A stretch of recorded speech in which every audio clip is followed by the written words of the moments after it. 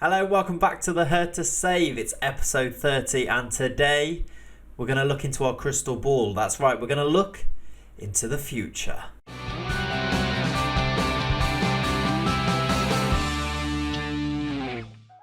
So, as I mentioned, today is going to be slightly different in terms of the Hertha episodes. We've hit episode 30, by the way. I feel like that should be worth a little mention in itself. This is our longest series now by far. I don't know why I say now, it's always has been. It's our first one, it's still going. I'm quite excited by the fact that it's still going. But yes, today we're gonna switch it up a little bit, and instead of me updating you on the past, we're actually going to look ahead. We're going to look at the future and not just the next fixtures, but we're going to look long term. We're going to look at the players that we have up and coming through the ranks, because I actually put a lot of work in behind the scenes trying to invest in youth, trying to get the young players coming through so that we have a sustainable plan in place, so that I know we're great at the moment and we're looking to win another title and looking to win another Champions League, but we need to sustain this and go on and become completely dominant, which is obviously the plan. So what we're going to do today is I'm going to show you and talk you through the players that we have waiting in the wings, waiting to come through and take over the reins from some of the players that are leading the way at the moment. Before we get into those players, and I put together a little squad to talk you through, I'm just going to update you on a few games that have been played since we were last here on YouTube. In that last video, we finished up after this game here, which was Borussia Mönchengladbach. We've played 6 games since then. We have won all of them except for a 0-0 draw against Lyon. That actually didn't matter at all because it was the second leg and we won the first leg 3-1. So we made our way through. We progressed into the Champions League quarter-final where, here's some news, we drew Chelsea. So Chelsea's quite an interesting one. If you remember their team, they have players such as Marcello Bianchi, who we sold to them for 150 million. They also have Sebastiano Esposito up front, who we also sold them for 150 mil. I think that's about it for ex-players from us though, but they will have a very strong team, a team that we're going to have to be wary of in that game. I'm fairly confident though, I think we can go and get a result against them, especially with some of the form that we've been in. So since the last episode, we beat Bayern Munich 1-0. That was a good win away from home, kept us going strong in the league. We beat Hoffenheim in the cup 4-2. It was a weird game, but we are through to a semi-final of the cup. And then we played 3 more league games. We won 8-0 against Holstein Kiel. Yeah, 8-0. That was ridiculous. 2 more for Kilman. Mbappe scored. The usual suspects. We won 4-3 in a game away at Augsburg, and then we won 7-0. Yeah, we won 7-0 in the league. They did have 2 red cards, which kind of explains it a little bit more. But yeah, we're smashing it in the league. If I show you the table, this is what it looks like. We now have a 12-point lead, and there is only 7 games to go. So we're fairly confident of getting ourselves another title there to continue the run that we are on, which I think is 5 consecutive titles. Yeah, there it is. Look, it's up in the corner. I'm guessing, but we are. We've won 5 in a row. It looks like we're going to make it 6. But anyway, that's just a little update. Today, I don't want to talk about this season. I'm going to talk about future seasons. I'm going to show you this. This here is a squad that I have put together. Ignore the fact that none of them are available. That's because most of them aren't at the club. But this is a squad of future Hertha Berlin stars. That's right, I've put together all of our young prospects, and I've done a slightly different view here, which is actually quite a useful view. I do recommend this as a process, as an activity to do in your save. It really helps to organise where you're going to go in the future, and actually which positions maybe do you need to invest in, which positions are you really well covered in. It's helped me to get that in order. I also know now which young players can I sell for a big amount of money rather than hold on to try and use. It's good to organise your thoughts anyway. So what I'm going to do is I'm going to talk you through these players here, have a look at the bench as well, and then hopefully as they start to make their way into the first team, you're like, oh, I remember that guy. I remember the video about him. Yeah, he's coming through. Oh, okay. I don't know why I've done such a long impression of that, but you get what I'm talking about. So, starting in goal, we have a young man called Cesar Caycedo. Caycedo is out on loan at the moment. He is a new signing at the club. I think I did talk about him in the last video. We brought him in for £1.5 million. He's a young goalkeeper, only 18 years old. I think he's just got a lot of potential. Just looking at his scout reports and the reports when we were actually scouting him. Why can't I click on this? That's taken a very long time. That was weird. He has got a 4-star, maybe 5-star potential. I think he's going to make it. Whether or not we will use him, I don't know. Even though I'm talking about this for the future, our main keeper at the moment, Christian Sassoni, is only 24 himself. I've also got another backup keeper here on the bench, Doray, who is actually, he's got a bit of potential himself. So we are well stocked. The one that I'm most excited about the future probably is this Caycedo. He's only 18. He's already 6'5" as well. So that starts us off in goal. At the back then, you may recognise one or two of these. And you know how I said about how this is great for organising your thoughts? One thing I know that we need to go and do now is we need to go and get ourselves a left back, because our main young player coming through, our main prospect, is actually Julinho Cha. Now you'll notice Julinho Cha starts every game for us and he plays all of our games this year. He's our best left back by far. He's also our only real prospect there. In terms of other youth players, we don't really have any at left back. So I'm actually going to try and look at that for the future, I think. Maybe try and bring in a bit of a backup left back for him who can be younger and come in for him. We, of course, have Aït-Nouri and we have Dirk Sprint, who could play at left back for now, but in terms of youth prospects, not really. I mean, there he is, Dirk Sprint. He's definitely not a youth prospect, is he? He's not really going to go anywhere, even though we do love him so dearly. So yeah, Julinho Chaz at left back. At right back, another player who is around the first team squad and is slightly older. He's 22, but he is our backup at the moment. He doesn't start many games. Leonardo Andro. He's been at the club for a while. He's had a couple of loans too. We actually bought him back in 2024, so about 4 years ago now. He's had a loan at Stuttgart. He's had a loan at Mainz. He's almost there anyway. I mean, actually, his rating for the first team is 3.5 stars in terms of stars. He could definitely play now. He's just behind Davide Costantino, and yeah, he's still a youth prospect. He is 22, so slightly older than some of the players we're going to look at today.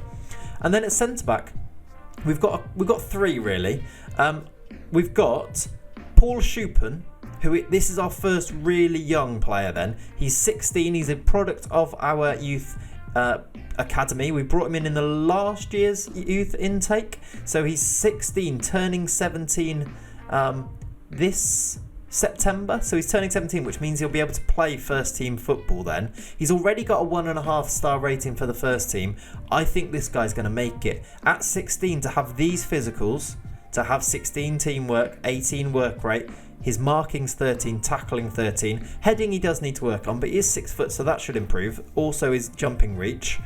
Look at this, like even his concentration's good. If his anticipation improves above 10, he's in a really solid place there at 16 years old. I've got high hopes for Paul Schuppen. A nice homegrown one as well, coming through our own academy. That would be really cool to see him progress all the way to the top. And in this team here, I've partnered him with Alan Tassie. Now, Alan Tassie, I think, could be in our team next season. If not next season, he'll be around the squad next season because he's 21 now. It's time that we started using him. He's been playing Bundesliga football this year for Leipzig. He's played 23 games. He's played really well, a 7.11 rating. His attributes are almost there now. His pace is going up. He's got good physicals. He's got great mentals. Positioning 16. Anticipation 15. Marking 17. Tackling 14. For a centre-back, a young centre-back, that's really promising. And I'm really excited about how he's going to progress. The only downside on him is the fact that he's only 5'10". That's a bit short for a centre-back for me. I'm hoping, though, that he's going to be in the Nicolo Armini role and we'll be able to use him there and it won't be too much of an issue. With Armini, it's not really an issue with him. He does need also training in actually playing in the role that we like, which is ball-playing defender. You'll notice that in the team, I've kind of put them in the roles that I want them to play, not necessarily the roles that they're completely comfortable with at the moment. So that's the defence and the goalkeeper. Let's move on to the midfield. I have got two youngsters here. Out of all the positions, I feel like defence we're quite highly stacked. Maybe left back we need another player because Julinho Cha really is a first team player. Wingers and strikers, we've got loads in the bank. Centre mid, maybe there's a little less there. I'm not 100% sure that either of these are going to make it at our club. They're great prospects, I will say that, but whether they make it at us, I'm not so sure. We do, of course, if I go to the bench, already have Alexander Piljavski as a starting centre mid, who's also only 22. Do you see how these are the youth prospects, but we've got really young first team players already? They might actually be a barrier to their progression. So I'm a little bit more worried about these two players. But if I show you them, the first is Juvenile Sivedra. He's also one of the players that's on loan at RB Leipzig this year, getting plenty of football too. He's played 18 games, he's got 4 assists, 7.14 rating. Pretty strong, playing in the centre of their midfield. Can also play slightly further forward, I think, but he's big and strong. He's very mobile. He's 6'2". He's got good acceleration, decent pace for a centre mid. He's very well rounded. You'll notice there's not a lot of white being our lowest attribute. It's almost all yellow, or green, that bodes well. He's a very well-rounded player and still only 20, so I do think he can be a top player. I don't know whether he's going to dislodge one of our midfielders, but in the future he could definitely be around our team. And I've paired him with Alessandro Falatico.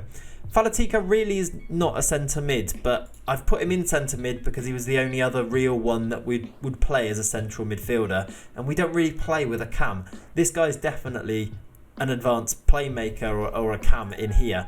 Advanced playmaker being his best role, just behind the strikers. I think he's pretty good. I'm not actually very sure why he's digressing a little bit at the moment. He's out on loan at Lyon, playing plenty of football for them. He's got nice attributes in the right place, though, for what he does. Great passing, great vision, great off the ball, good first touch. His technique's lovely as well, 17. And he's pretty quick. 17 pace, 19 agility, 16 acceleration. All very nice things for a cam. I would use him, I think, if we played with that role, which we don't. However, I did look to try and explore this avenue. I did put together a tactic where we do have a cam instead of the 2 strikers, just in case Falatico would be around, or if there was a cam that we brought in. There is someone I've got my eye on, which I will show you afterwards, I think, actually, as well. So yeah, those are the 2 midfielders. As I said, Falatico's out on loan at Lyon. He's doing pretty well there. He's played 28 games, 6 goals, 3 assists, a 7.06 rating. It's his 3rd loan in a row now. He's yet to make his debut for us. We did buy him back in 2025. That's the midfield too. On the bench, I did mention we had some players. Piljavski. Going back to centre-back though, Marco Aurelio's played plenty of first-team football for us already this year. That's why I put him on the bench. I'm not sure. Well, at the moment, he'd obviously be ahead of Paul Schuppen, who's only 16. But I just, I couldn't put them all into the team. So that's why Aurelio is there. Going on though, we've got some wingers. Now, the first thing you might notice is that Mattress, I've put him on the right hand side here. He can't play there at all, and that's fine. I understand that. Also, I've got Doray on this side. We play with inverted wingers. He's actually an out and out winger. Maybe in the future we'd put him as an inverted winger on this side as well. There may be a bit of swapping about with these. I have to kind of figure out who's going to stay at the club, who am I going to invest my time in, who we're going to move on. I'm really excited about all of them, so it's a tough decision. That's including Doray, Mattress and Bastien Jopia, who I've got on the bench. And there's Naida Galuz as well, who's also very good. Let's start with David Doray. David Doray is this player here. He's an Iranian winger who plays on the left-hand side. He's left-footed. Obviously, I like them being on the opposite side, cutting in. So if he was to come back, we'd probably start playing him out here, trying to train him on the right-hand side. But we've also got lots of players who also do that. So we'll see. He's only little. He's only 5'3", but he's got a lot about him. I love the fact he's got 18 crossing. I love the fact that his dribbling is so good, and he's got 17 pace, great acceleration and agility, which should improve as well, as he's only 21. Maybe his mentals could still do with improving a bit, and also he's got some downward arrows here, which is never good to see. But I think he will improve, and I think he will get better. He's having a great season over at Juventus, of all teams. They are top of their league, are they? No, they're second in their league, so they're not having their best season, but he's having a really good season. He's got 14 assists for them. 25 games, 14 assists, 6 goals, 5 player of the matches, a 7.44 rating. You can see why I'm kind of in a hurry to get this guy back to our team. The only problem is, he plays on that left-hand side. We've got Rodrigo, we've got Gabriel Veron, we've got all kinds of players. I mean, even at the club previously, we had Naida Galuz, who plays on that left-hand side. There he is. I've not even been able to get him into the team, even though he's only 22. I actually think he's probably going to be the player out of everyone, of all these youngsters, that I'm going to try and shift on, I think. He's great, fantastic, but if we can get good money for him, he's probably going to go, I think. Anyway, so there's Doray there on the left-hand side. It was a really tough decision between him and Bastian Jopia. Bastian Jopia, we did look at a little bit when we brought him in for his transfer. He has developed really well. He's been playing at RB Leipzig, playing lots of games, 27 games. Now, I said about David Doray's assists. Bastian Jopia's got 15, even more, and his rating is almost the same, a 7.43. These two wingers, they both play left wing. They're both really young. Doray is 21. Jopia is 19. Look at that for backups that aren't even at the club. They're not even our backups in terms of the backups we've got at the club. And we are completely stacked on the left-hand side. Both of them are out-and-out wingers, which we don't really play there, which is a bit of an issue. The same kind of goes for David Matras here, he's really a cam. But I'm thinking about where he's going to play. Are we going to play with a cam? As we said for Falotico. Where do I train this guy? He's more of a striker than a centre mid. So that's kind of made me think, let's train him out wide. So I've got him training as a right winger, only because I want this to get this to green, and then we can choose one of these front four positions, I think. And we'll go from there. But he's only 16. He's got great potential, great physicals for a 16-year-old. Look at that acceleration. Look at that pace. It's going to go up. Balance is great. And then lots of other things to be very happy with. I hope that this guy can develop. He's another one that's come through our own youth intake. So he's another one I really want to put a little bit of extra care with and try and really push him through, because he's one of our own after all, as you know that Harry Kane song goes. Anyway, you see what I mean about the wingers? We've got loads. In fact, there's another centre-back that I've just seen that I didn't even show you. Luciano Alenia is another centre-back that we've got who we could potentially bring in the future. He's been playing at Hoffenheim this year consistently. So we've got lots to come through. And then that just leaves us to go on to the strikers. The strikers aren't really youth prospects, although they are. One's 20, one's 21. The reason that they're not really is that they've both been involved with the first team this year. If we start with Ricardo, he's been playing on the right-hand side on the right wing, playing plenty of games this year. He's played 15. He's got himself a decent rating, couple of goals, couple of assists. I think actually if we needed him to move to striker though, he could, and that's why I've put him there. Obviously, both of these are here. You know, the main man, Igor Kilman, is only 23 himself, so that's why I'm not too fussed about another striker. And we've also got a couple more years left in Kylian Mbappe yet, haven't we? But I did want to point you towards Aliou Diallo, who's a new signing this year. He's not played that much, but just look at his attributes. If this guy doesn't score goals for us, then I really don't know what's gone wrong. When Mbappe goes, it's Diallo straight into the team, surely. Look at him. Look at those physicals. 18 acceleration, 18 pace, 19 agility. He's also got 16 finishing already. First touch is improving. Technique is great. Flair is nice as well. I like to see that in a striker. He's 6 foot. He's got everything. He's going to be fantastic, even better than this. So when Mbappe goes, he's the natural replacement already there. And yeah, that's basically all of our youth players. I say basically all of them. That's quite a lot, isn't it? We've got a lot going for us, that is for sure. And that's not including a load of first team players such as Piljavski, who's only 22 himself and already a complete monster in our centre of midfield. But yeah, I think that's a nice little interesting thing to do today. A bit different, slightly different, rather than the updates of usual.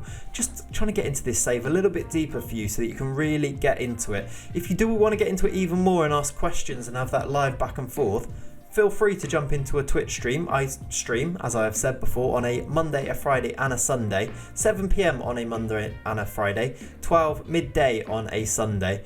keep to those times very regularly.